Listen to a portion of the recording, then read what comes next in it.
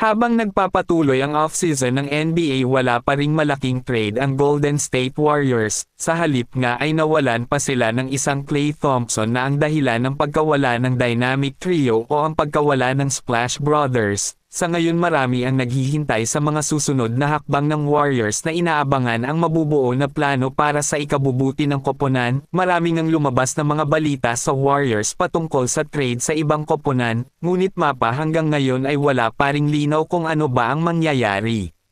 Sinabi kamakailan ni Draymond Green na bahagi siya ng dahilan para sa mga trade ng koponan. Sa isang podcast na inilathala noong Huwebes, sinabi ni Green na pinatay niya ang isang magiging trade para sa Warriors sa panahon ng libreng ahensya ng NBA, na agad na tumulong sa koponan habang sinusubukan nitong mag-reload pagkatapos hayaang umalis si Klay Thompson. Sa mga sinabi ni Green, tila makikita na mahal niya ang koponan at iniisip niya ang makakabuti para sa kanya at kay Steph at sa buong miyembro ng koponan. Ang podcast ay hindi kailanman nagde-double pabalik upang talakayin kung aling kalakalan ang sinasabing pinatay ni Green ang trade, at ang tiyempo ay gumagawa ng haka-haka tungkol sa kung aling kalakalan ang tinutukoy niya. Napag-usapan na ang Warriors tungkol sa ilang iba't ibang mga trade sa panahon mula nang mawala ng deal kay Paul George bago magsimula ang libreng ahensya, na napabalita umano na nais kunin ng koponan ngunit napunta lamang sa Sixers. Ang dalawang pinakamalaking espekulasyon ng mga target ay nasa talahanayan pa rin dahil ang parehong Utah Jazz forward na si Lauri Markkanen at Chicago Bulls wing na si Zach LaVine ay magagamit pa rin kahit na ang mga ulat ay nagpapahiwatig na ang interes ay mas mataas sa Markkanen kaysa sa LaVine.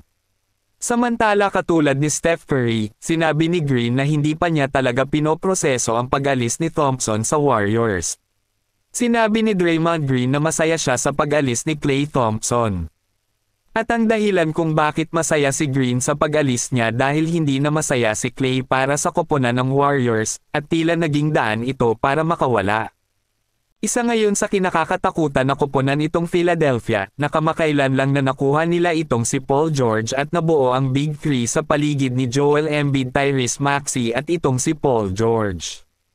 Ang Philadelphia 76ers ay nagsagawa ng isang pares ng mga komperensya ng balita dito sa kanilang pasilidad ng pagsasanay noong Martes, at ipagdiwang si Tyrese Maxey na pumirma ng bagong 5 taong max na kontrata at isa pa sa nagbabadya ng 4 na taong max contract commitment ni Paul George. Naging kompleto ang Big Three dahil ang lahat ng kaguluhan sa paligid ng off-season ng 76ers ay posible lamang dahil sa sakripisyong ginawa ni Maxey nitong summer. Dahil sumang-ayon na maging matyaga at payagan ng 76ers President ng Basketball Operations na si Daryl Morey, na gamitin ang maliit na salary cap hold ni Maxey ngayong summer para habulin ang isang bituin sa libreng ahensya tulad ni Paul George. Sa huli nilinaw ni Morey sa buong selebrasyon noong Martes na ang pasensya ni Maxey ay kailangang kilalanin at gantimpalaan, at si Maxey mismo ay lubos na masaya sa kung paano itong maglaro sa koponan. Ang 76ers ay itinuturing na ngayong tunay na malakas na koponan dahil sa pagdating ni George, na sa kabila ng 34 na taong gulang nito ay ang nananatiling isa sa mga elite na two-way wing player ng NBA. Ginawa ni Paul George ang kanyang ika-9 na All-Star team nitong nakaraang season para sa LA Clippers na may career best sa bawat kategorya ng shooting, na merong 47.1% overall, at 41.3% mula sa 3-point range at 90.7% mula sa free throw line. Matapos ang Clippers ay hindi nag-alok kay George ng isang buong max na kontrata ngayong summer, naging daan ito para sa Philadelphia 76ers na gumawa ng hakbang upang makuha siya.